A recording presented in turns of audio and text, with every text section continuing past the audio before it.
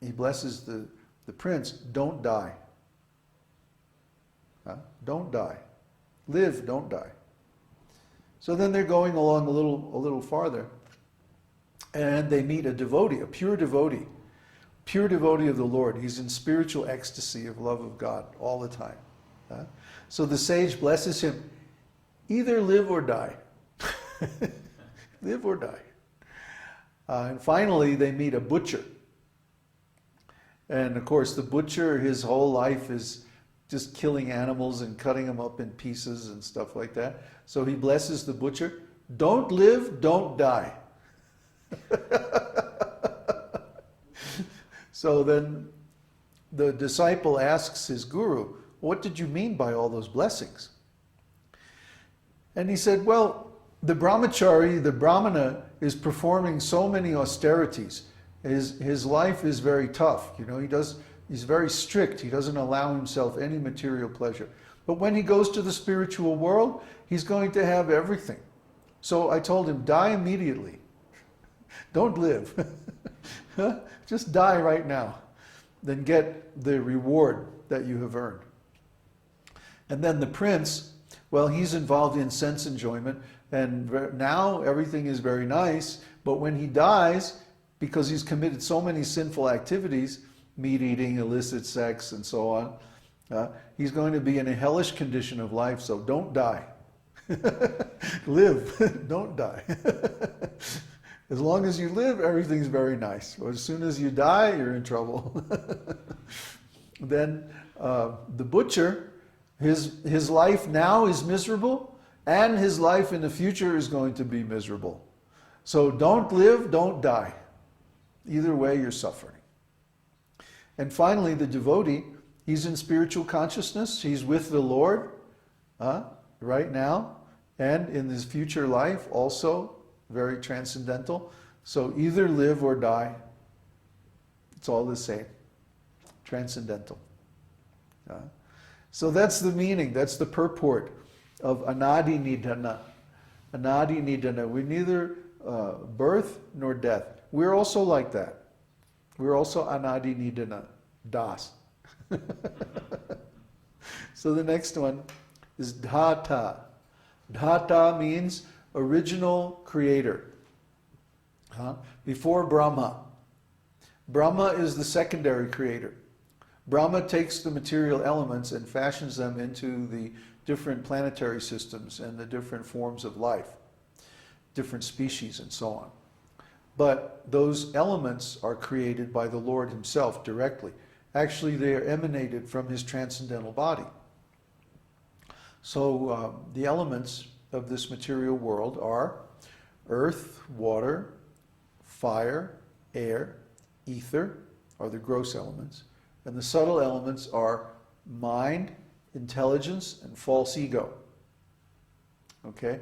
And then from those elements, the different both knowledge acquiring and active senses are derived. So this material universe is covered by these 8 elements. And each covering is 10 times thicker than the previous covering. So the first covering is earth, then a covering of water, then a covering of fire, then air, then ether, mind, intelligence, and false ego. And each one of these coverings being 10 times thicker, well, you can figure it out. It's like 10 to the 8th. What's that? 10 million times the size of the interior of the universe. So this universe is very large. Yet the coverings of this universe are 10 million times larger than the universe itself.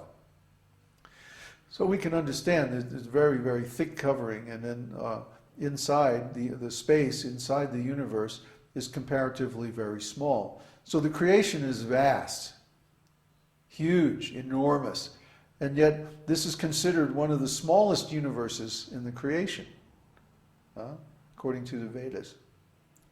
So Dhata, he is the creator of all of this. He emanates all of this, all these material elements. And then at the end of the creation, he reabsorbs them into himself. So the manifestation of the material energy is temporary. even though it lasts for a long time. Actually, I looked it up the other day. 611 trillion years is the lifetime of this universe. So 611, and we're right about in the middle right now. So about 300 trillion years ago, this universe was created, and then it's going to last another 300 trillion years or so. You know, give or take a few trillion years. And then it's going to disappear. And then for a long period of time, an immeasurable period of time, there will be no material manifestation. And then all the souls who are in material conditioned consciousness will just be in a state of suspended animation. And then again the Lord will create. So we want to definitely become self-realized before the 300 trillion years are up, so that we don't have to go. But even then, at the end of every day of Brahma, the manifested planetary systems are dissolved, and we go into a state of unconsciousness, like dreamless sleep. And this lasts for a long time, actually the whole night of Brahma. And then the next day of Brahma again, the creation is manifest. So manifestation and unmanifestation of this material universe is taking place constantly. The spiritual world isn't like that, though. The spiritual world is always manifest. So we should transfer our existence to the spiritual world. And then there's no need for this material creation. And we don't have to wait when it goes into unmanifestation. We don't have to go to sleep. We can stay, we can remain active, and our life is bliss and pleasure. So why wouldn't we want to be active all that time? So, Anadi Nidana Dhata Vidhata. Vidhata means he is the original author of all Vedic instructions. V means is a prefix meaning like ultimate or highest.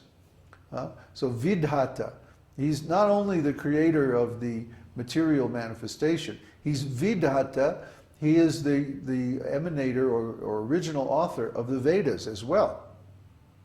The Vedas emanate from the breathing of Lord Mahavishnu, along with the material energy. When he makes the material creation, in other words, he also makes the Vedas, which describe how to use this material life to attain self-realization. There's no need for Vedas in the spiritual world, only in the material world, because here we're covered over by material energy. And we need the Vedas to show us how to get out of this diseased condition back to our normal condition of spiritual existence. So the Vedas are manifest along with the material world. In other words, he provides the documentation, he provides the manual, how to use this thing. He's not an irresponsible creator. Frequently asked questions? Yeah, right. Frequently asked questions. So he's giving all that information, all that knowledge, along with the material world, so that we can get out of this diseased condition back to our normal condition of spiritual life. And because we don't want to know, we deny the Vedas. And even if we hear the knowledge of the Vedas, we don't put it into practice. That's our problem. It's not his problem. Yes, of course, he could force us, he could make us do it, but then that wouldn't be an actual action coming from our own initiative. He wants us to approach him on our own initiative, on our own choice. So he makes the Vedas available, but he doesn't force us to accept them. Especially in Kali Yuga, you have to look very hard to find this Vedic knowledge. It's not easy to find. You have to search for a long time. You have to go through many different paths, many different stages of knowledge before you come to the highest Vedic knowledge. Unless you're very, very fortunate and you happen to take birth in a family of devotees or something like that. Even then, most of the people who subscribe to Vedic knowledge are impersonalists. And they don't accept the personal form of the Lord. They don't accept the process of devotional service. This is a very dangerous world. There's no real knowledge or very little real knowledge of our spiritual position available. Because even the governments and the corporations like that, they conspire to suppress this Vedic knowledge. They don't want people to be enlightened. Why? Because enlightened people are not very good consumers. We don't have much taste or much attraction for material opulence and sense gratification. Or if we do have these things, we use them only for spiritual purposes.